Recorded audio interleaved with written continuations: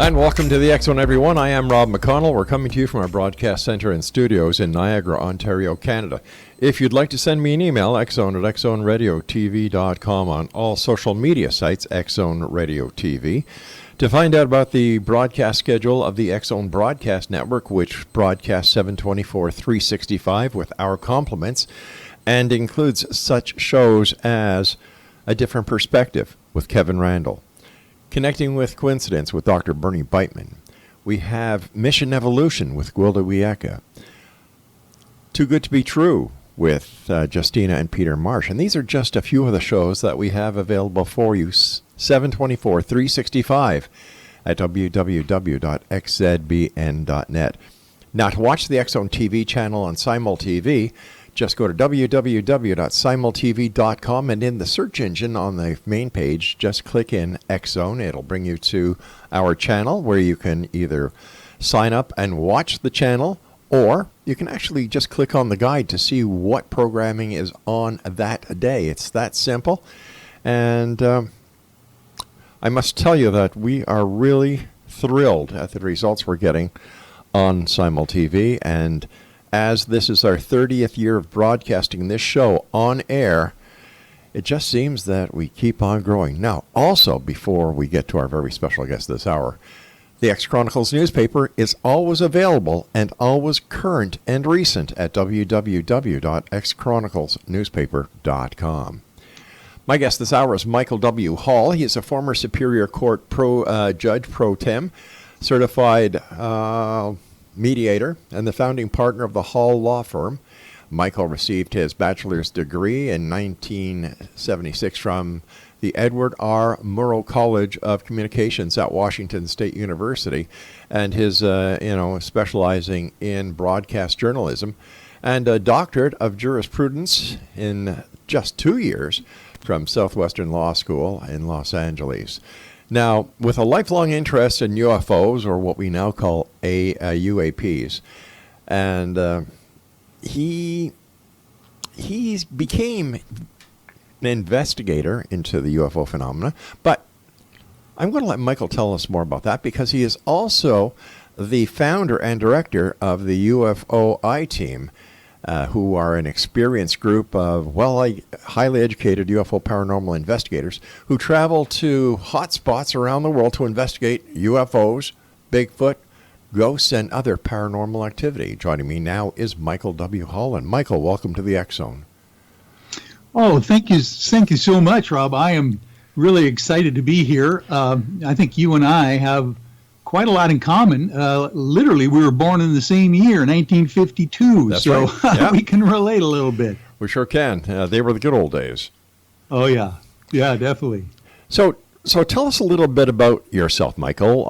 And you've got an esteemed law career under your belt. I believe you're retired, but you also represent a number of people within the UFO community, including Grant Cameron, Chief Petty Officer Kevin Day of the USS Nimitz, and even Peter Davenport of the National UFO Reporting Center. Yeah, you got it. I go all the way back to 1974. I was a field investigator for APRO. My goodness. Jim and Coral Lawrenson out of Arizona when I was in college. And I've always been interested in the paranormal and ufology. People always ask you, did it stem from some major sighting that you had, as a child or when you're younger? It didn't with me. It was just one of those things I was always interested in. I would see those old paperback books, about the UFOs and things, and I would always read them. But then when I became a lawyer over 35 years ago, I kind of brought that into the field and was doing pro bono work all the time for various organizations like MUFON. I've been a MUFON consultant since 1995. You mentioned Peter Davenport. I was Peter Davenport's attorney of record for the National UFO Reporting Center for over 25 years, still am. And even go back with James Harder. I don't know if you remember Dr. James Harder. Sure the ufologist was the first guy to get a hold of Travis Walton after his 1975 alien abduction experience. and investigate that case as well. So it just kind of snowballs from there. People get to know you. They trust what you do. And of course, people always ask me, well, what does a paranormal lawyer do? And what do you end up representing people with? And basically, it's, there's a lot of general activity that organizations and individuals run across in just doing legal work, like their 501c3, nonprofit corporations, potentially, contracts and various things that come up that they have to, run by. And they like to have someone who has a little bit of a sympathy to what they're going through, when they're doing all these other legal things as well. It's always better to have somebody who knows what you're talking about representing you than having somebody who knows nothing about what you're doing and who may at times find you a little strange. Yeah, and you can kind of anticipate a little bit, because when people come to a lawyer or any kind of a professional like yourself with a problem, it's always nice to be able to project ahead of what they're presenting you with, because they're only coming to you with a certain perspective of what they want to happen. And of course, you want to give them a well-rounded group of advice on this whole thing, so they don't get into that mess again, or make things go smoother down the road. So I try to bring that onto the table when we're dealing with other organizations and investigations, especially when you're dealing with private property, when you're dealing with government organizations, and those kinds of things. You got to kind of keep an eye out for your client. That's right. And it's, once again, you need to have somebody on board who knows what you're doing and how the law applies to something that you may want to do, and to have your best interest at heart. Yeah. No, you got it. Here's a great example for that, Rob, is that, there's a lot of people that like to go ghost hunting and investigating. And I always try to remind a lot of my ghoster groups out there that, if you're going on private property or property where you need to get some permission ahead of time, and or you need to have a contract with the property owner or potential people that are going to be involved in the investigation, you might want to have something in writing ahead of time, just to make sure that you're not going to run into a problem halfway through your investigation that you didn't anticipate at that time. So lots of different things pop up. So have you seen a UFO since you started being a UFO investigator? Oh, yeah. You have? I have. Matter of fact, people would ask me, what's your experience in sighting? What's your experience? And of course, I would always say, well, like anybody else, you always see these unique lights in the night sky. Potentially, even during the daytime, you might see something that's a little bit anomalous and unexplainable.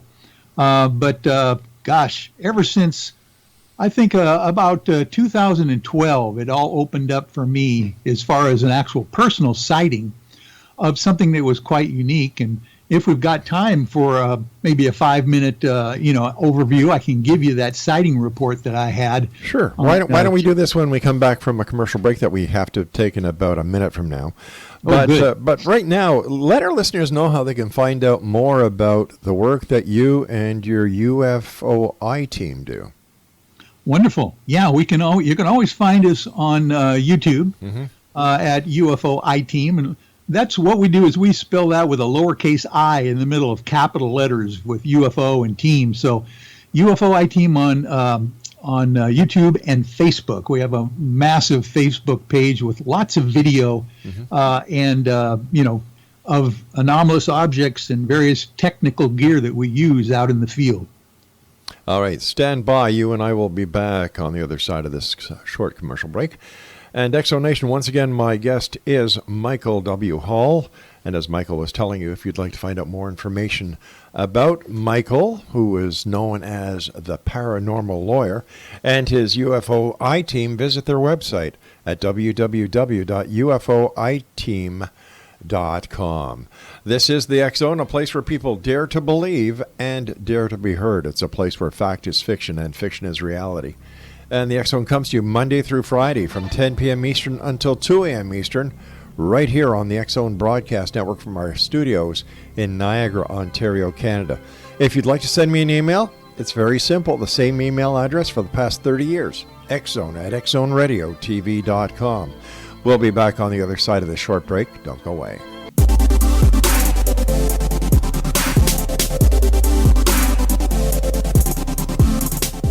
Exonation, my guest this hour is Michael Hall, and Michael is known as the Paranormal Lawyer.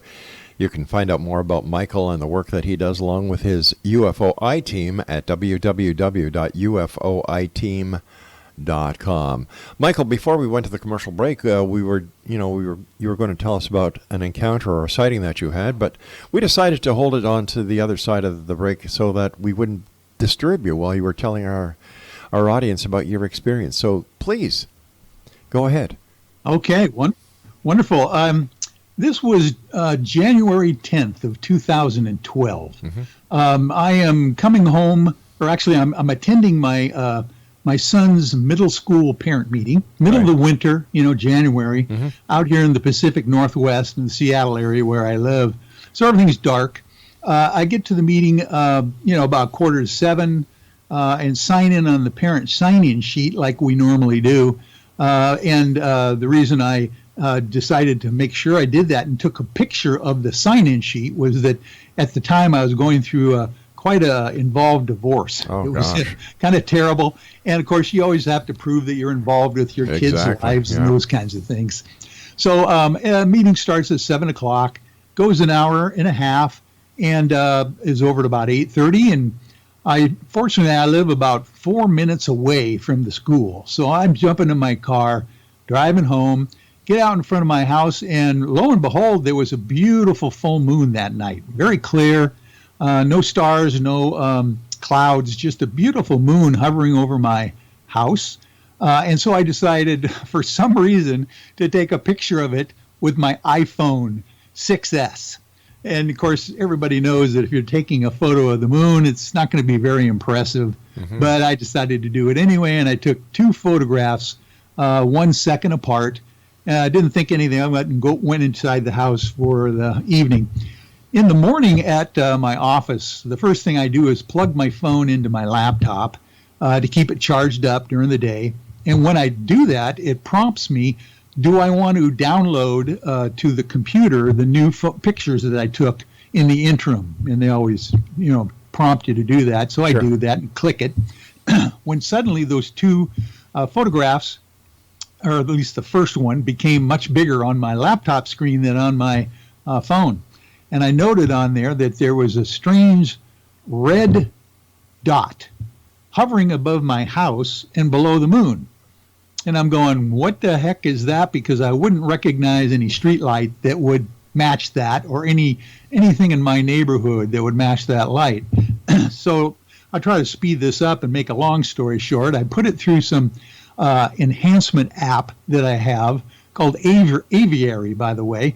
Really cool free app. You can throw your photos on there, and it will lighten it up or do whatever you need. And all of a sudden, there seems to be a structure, a triangular structure, hovering. In the around this red dot. The dot seems to be in the middle of a kind of not an equilateral triangle. This would be an isosceles triangle, equal on both ends, but slimmer, almost like a lava lamp shape, hovering below the moon and above my house. And so now I'm really freaking out, going, what the heck is this? So I go to my camera roll real quick, and I go, well, something's got to be wrong here, and I look at my camera roll, and to my great surprise, all of a sudden I realized that that photo that I took of the sign-in sheet for the parent meeting the night before seems to be the last photograph on my camera roll, which it shouldn't have been, because that was what I did first before I went home after the meeting, and then took these 2 pictures of the moon. So then I get real curious, and I start figuring out that if I download these photos to my laptop, and I right-click on the images, there's a whole lot of metadata that you can see about your photographs. It will tell you what time of day, they were taken, what direction, and GPS coordinates that your photographs are taken. The long story short is that these photographs, the two photographs of the structure below the moon, seem to have been taken 17 hours earlier than I thought they were taken when I came home that night. I thought it was about 8:37 p.m. or so, but the metadata on the thing says they were taken at 3:37 a.m. on the same day of January 10th, 2012. Now, here's the deal. I'm not doing anything at 3:37 in the morning.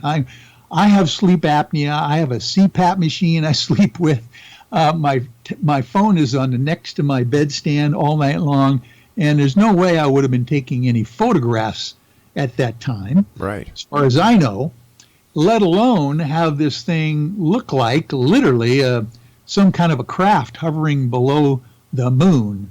So anyway, that's my strange story. There's a whole lot of details and corroboration to go along with that because, as you know, I'm an attorney. I've got this left brain and right brain thing fighting each other, and I always want to have analytical proof of anything that I talk about. I love stories. I love anecdotal stories of people citing reports, but I literally have some interesting data to back up this claim that I'm making. So I don't know what the heck happened yet on that photograph, and I'm still looking into that. I've done at least one hypnosis regression that said some strange things were going on, but I'm still trying to figure it out.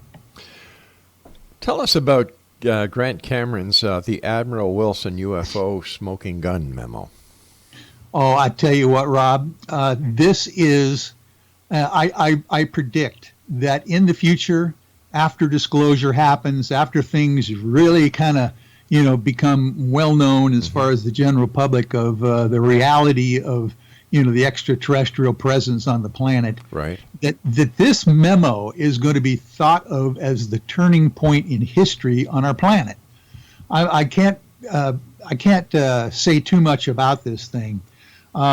Basically, on January 2nd of last year, 2019.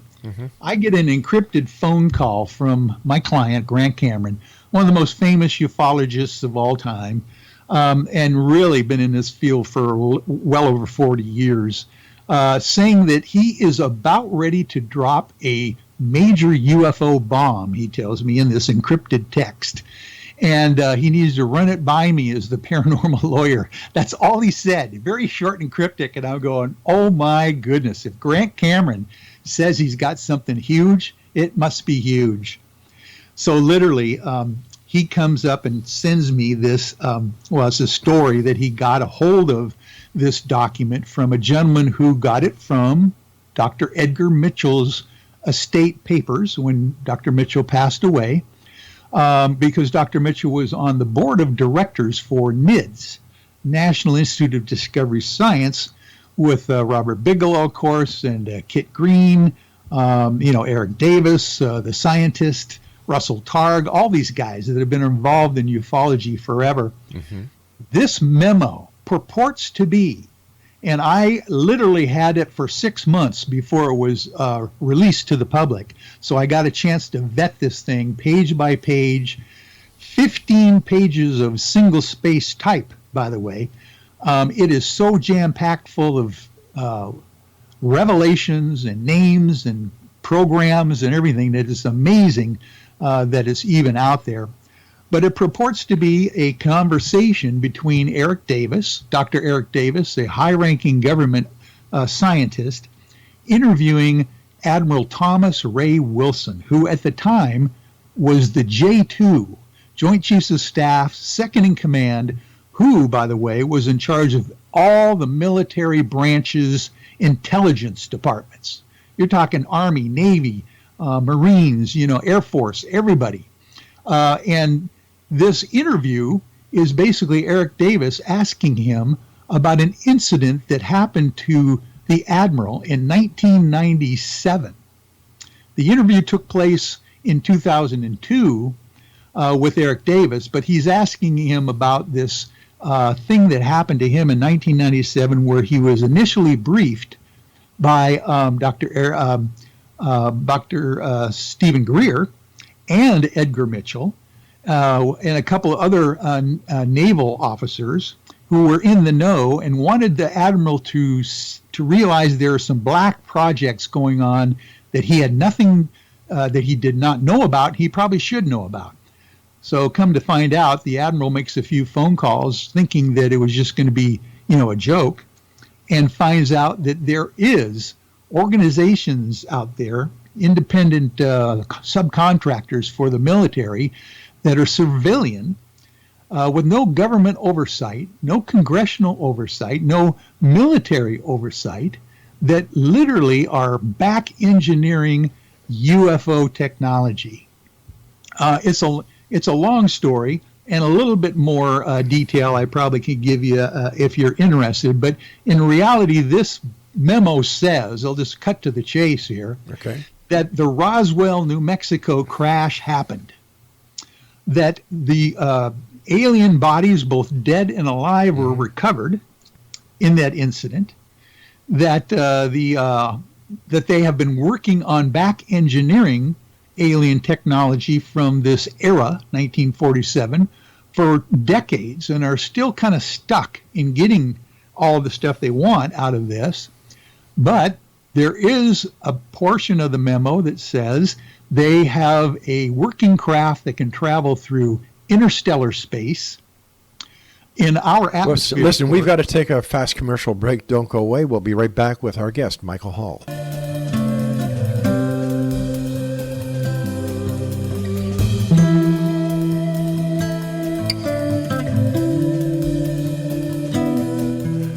Michael Hall is our guest, Exonation. We're talking to Michael this segment about the Admiral Wilson UFO smoking gun memo that was given to Michael to look at by Grant Cameron, who is the author of Red Star Charlie and other UFO books. If you'd like more information, first of all, on Michael and his group, the UFOiTeam, www.ufoiteam.com. Michael, continue this very fascinating story. Okay, thank you for that. I'll tell you what, this memo is so action-packed. I literally was breaking out in a sweat when I was reading this for the very first time. Grant Cameron told me that he went ashen when he first saw it, because he knows these names that are listed in this document, and he knows the programs that are also mentioned as well. But I was kind of recapping what the document actually says. It basically says that they are in possession, the military now is in possession of a working craft that's interstellar in capability, and also travels through our atmosphere. It can travel underwater as well, and get this, through dimensions is what it mentions in this document. Admiral Wilson was told by this subcontractor, this civilian subcontractor working for the military, that these craft are not of this world, not made by human hands. Richard Dolan can verify that he saw that language on a 2-page document that was a portion of this 15 pages that he saw about 7 years ago before this document was released. He was shown a portion of it, and he remembers that language, not of this world, not made by human hands. So there you go. I don't know, and a lot of people will in ufology will say, well, so what? We know that their life exists, and extraterrestrials are visiting the planet. But guess what? This is my thing that I need to drive home to folks. This is the very first time we have ever gotten any high-level confirmation of the things that we've always wondered about. Let me ask you this. How do we know that this memo is legitimate, number one? And number two, it sounds an awful lot like the MJ-12 papers. Well, it does, except for this. This is very interesting. And when I sent this document initially to Richard Dolan, and he vetted the thing as well and kind of did a really good analysis of it when it first came out publicly, on around June 27th of last year. He pointed out what I mentioned as well, is that if you were going to create a hoaxed document, like MJ12 maybe, or some kind of a memo that you could muddy the waters with, Sure. You sure wouldn't pick one that's like 15 pages long, single spaced. I don't know about that. And adding so many people that are still alive. But have these people confirmed that the information within this memo is true? And have they signed affidavits to the validity of this? No, no way. So Matter of fact, okay, so let me ask you this as a counselor. Let me ask you this as a lawyer. Yeah. How can you take it for real? Well, I don't. And of course, I've lived with this document for well over a year now, and tried to vet as much as possible. So what I did is I went through it line by line, person by person that was mentioned, trying to find out things that were like, didn't match up. Are these people real people? Were they who they said they were in this memo at the time this memo was created? Were they in charge of this certain program, in the military, that kind of thing? All those things checked out. But was the information in the memo as to who these people were, what their position was at the time, was this public knowledge? Could somebody find out this information on the internet? Yeah. I mean, there were certain, people in special access programs that you would know would be, certain programs that they were running for sure. But Grant Cameron points out as well is that there's a couple of people in there that most of general public would not even connect with UFOs or ufology. But somebody who's into the UFO community and has knowledge that the John Q. public would not have would be able to put all this together. Yeah, that's true. That's true. So it is, it's a conundrum for sure. You also investigate other things. I was interested to see, besides UFOs, you and your I team also investigate Bigfoot and ghosts and other aspects of the paranormal. Yeah, we have, a good 15, 20 people in our group that are, of course, have different expertise and interests in the paranormal. We've got a couple hypnotherapists. Right. One of them is certified through the Dolores Cannon's School of Investigation. We've got some psychics. We've got some people that are heavily into the Bigfoot thing. Matter of fact, one of our good friends out here in the Pacific Northwest is Ron Moorhead, who is famous for the recording of the Sierra Sounds Bigfoot recordings. So we typically will, go to a location, for instance, like Mount Adams down in south central Washington State, and we'll do a double duty thing where we'll do our sky watches for UFOs with our technical equipment and gear, and we'll also do the Sasquatch, kind of investigation as well. They seem to, as a matter of fact, Ron Moorhead says, they seem to have some kind of connection between the two. So we're interested in finding out about that as well. What kind of evidence have you and your team been able to collect to prove that Sasquatch is real? Well, like anybody else, you've got the foot casts, footprint casts that are just very unique.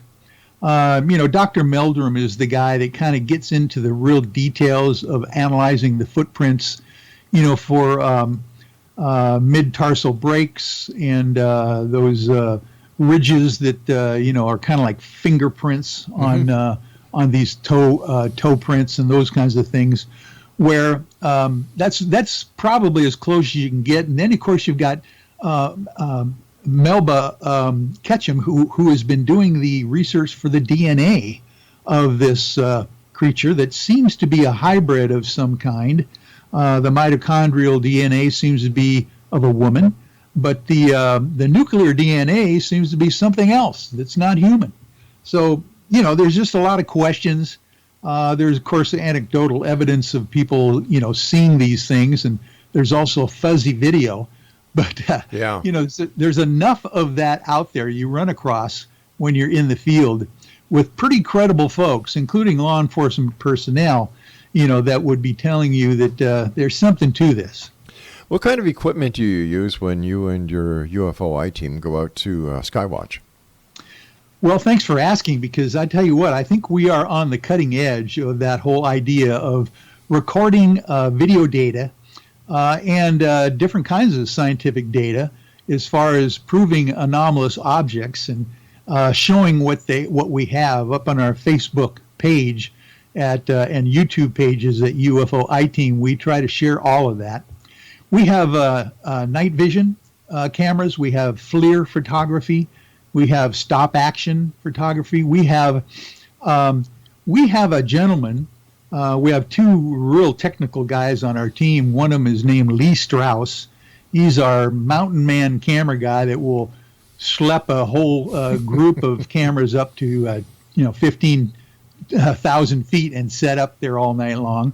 And then we've got Dave Mason also, who is a real technical guy, has his own electronics company out here in the Pacific Northwest, who has invented a pair of binoculars that literally will take the light signatures from a star, from a shooting star or the ISS station, or even a commercial airliner, right? Turn them into audio, turn them into sound, light into sound. Mm-hmm. And so what we'll do is run that sound through an oscilloscope analyzer, and basically we can pinpoint, well, this is a commercial airliner, this is a satellite. We can pinpoint what these things are through the sound and light frequency. But here's the kicker. You're going to love this. We have the capability now of taking that sound signature that's anomalous, mm-hmm. turning it back into light, and sending it out in a diffused laser directly back to the object that's emitting it. So what we're hoping is that we're going to set up a CE5 scenario where we are literally initiating potential contact with anomalous objects in the night sky. Is there any chance that by sending back a laser beam to something that could very well be a UFO could be misinterpreted as a hostile action? Well, we've thought of that, of course. We're thinking that since their signature is individual to their own selves, mm-hmm. that sending back their same signature to themselves would be one of the least onerous things that we could do, at least showing them that we recognize who they are, and we are now capable of sending, the signal right back to them. Okay, Michael, stand by. We've got to take our final break. And Exonation, if you'd like to have more information about Michael Hall and his UFOiTeam, visit their website at www.ufoiteam.com. This is the X Zone. We're going to be wrapping up this hour when we return from this commercial break, so don't go away.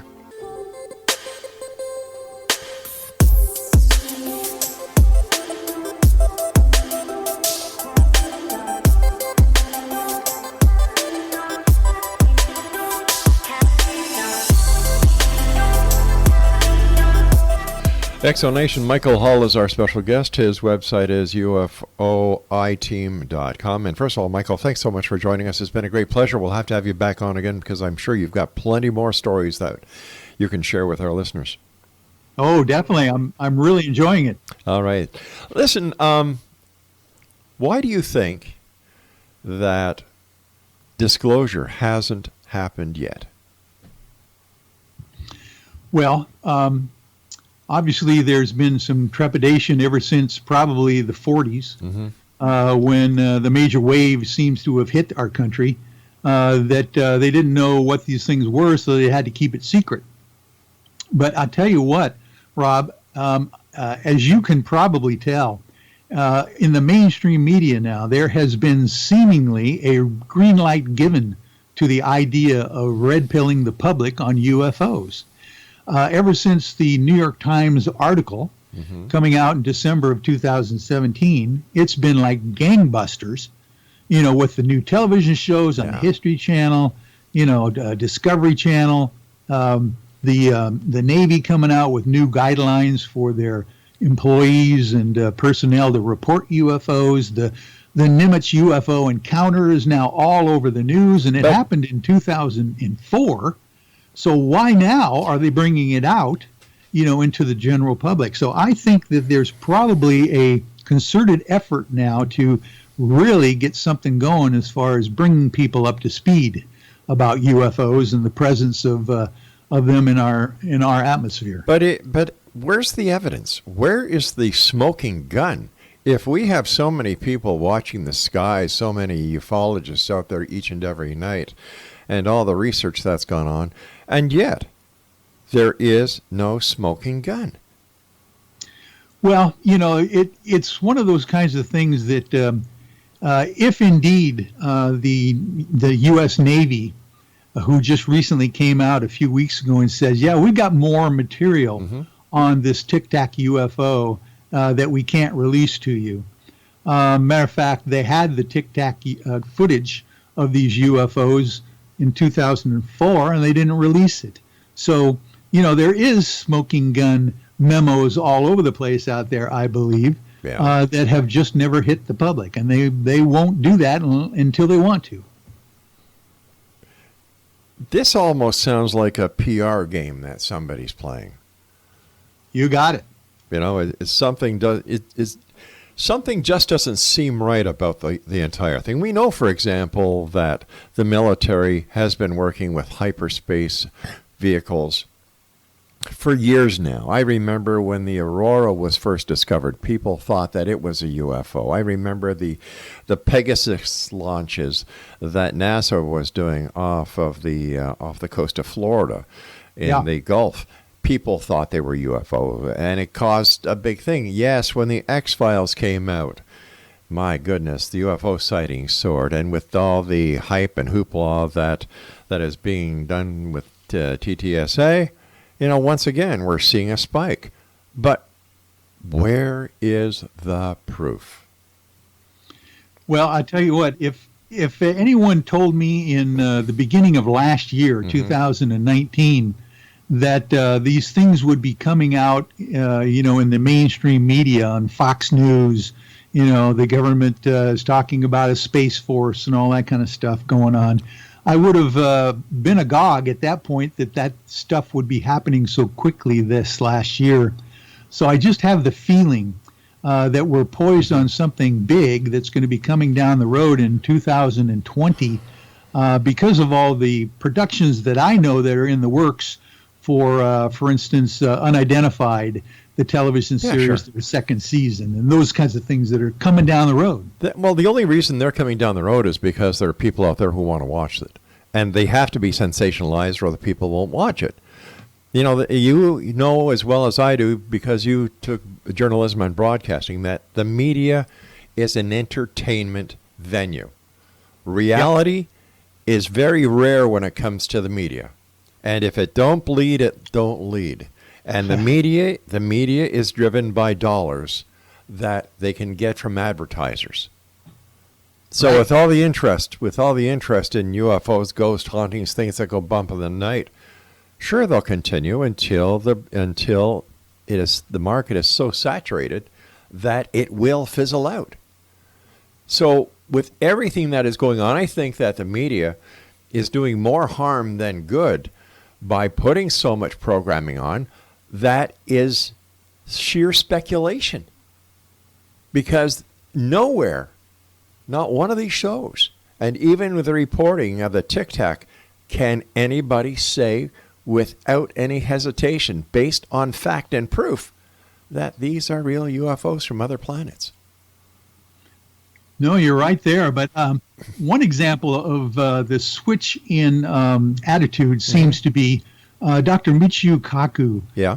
This last summer just came out with this revolutionary statement for him and for any other scientist that now the preponderance of the evidence is that UFOs exist, and now it is up to the military and or the government to prove otherwise, that they do not exist. He believes the preponderance of the evidence shows now, scientifically, with the the flight characteristics and everything of these military things that they've cited, that these things are real. So you wonder why they're coming out now with all of these shows, and why didn't they do that a decade ago? For some reason, something's coming down the road soon, I think. You want my opinion?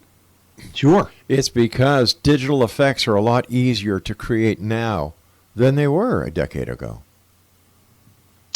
Well, that's probably true. Yeah. But I tell you what, coming from 80,000 feet down to the surface of the ocean in 0.78 seconds, less than 1 second, is hypersonic speeds that no one can duplicate, not even with CGI. All right, let me ask you this. If this Tic Tac was in fact from another planet, how come it wasn't picked up by the radar systems that scour the outer space rims of planet Earth? The defense system. How come nobody picked it up? That's a good question. The only thing that I can think of is that the Spy 1 radar system that was on the Nimitz, or actually was on the Princeton, which is in the Nimitz carrier group at the time, was brand new. It just rolled out. Something new that they'd never had before. And that's when they started picking up these flights of 5 and 10 of these tic-tac shape objects coming from Catalina Island area down south into Mexico. It's very possible we just didn't have the technical ability, because even in the FA-18 jets, they couldn't lock onto these things. They didn't show up on the radar of the jets that were in the vicinity when they were even chasing them. But is it also possible that these Tic Tacs are terrestrial craft, experimental craft, deliberately given instructions to see if the aircraft carrier group that included the Nimitz could actually pick them up, and how the pilots would react? Well, I think that's a slim possibility. I've always thought of that. But the experts that are talking about this say that if it is technology that is well beyond anything that we could possibly think of, with the idea of this hypersonic speeds. They can change directions instantly without any inertia problems, those kinds of things. So anybody that's looked at the flight characteristics say that there's nothing on Earth that we know of anyway that can do that. I think the key in that entire sentence is that we know of, because I'm sure that we're not privy to even 50% of what the military is up to. Yeah, I agree with you there for sure. All right, listen, the time is coming very shortly when you and I must say so long, but let our listeners know once again how they can find out more about you, how they can find out more about your UFOiTeam, and hopefully that they'll be able to meet up with you in person one day. Oh, I'd love to have them do that, and they can always follow us on Facebook as well. We have periodic meetings on there that anybody can join, but it's UFOiTeam on Facebook and on YouTube, and they can just Google us at UFOiTeam.com. So what do you and your team have planned for the very near future? And we've got about a minute left. Well, one of the things we're going to do is go back out with the Nimitz UFO veterans. We're going to go do another expedition to Catalina Island to search for those Tic Tac UFOs. So if I find something new out there, some new data, we'll definitely share it with you and your audience. I'm looking forward to that. All right. Once again, Michael, thank you so much for joining us. Keep up the great work, and it's been a pleasure talking to you.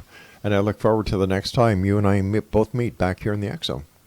Thank you, Rob. All right, X Zone Nation, once again, my guest this hour has been Michael Hall. And if you'd like to find out more about Michael, visit his website. He is the founder of UFOiTeam, and their website is UFOiTeam.com. Now, I'll be back on the other side of this commercial break with the news at 6.5 minutes past the top of the hour as the X Zone continues right here from our broadcast center and studios in Niagara, Ontario, Canada. If you would like to send me an email, it's very simple, xzone at xzoneradiotv.com. On all social media sites, X Zone Radio TV. To find out what, who, what, when, and where, and why is playing on the X Zone Broadcast Network, www.xzbn.net. And of course, on Simul TV is the only place that you can find the X-Zone TV channel at www.simultv.com. I'll be back on the other side of this commercial break. Whatever you do, don't go away.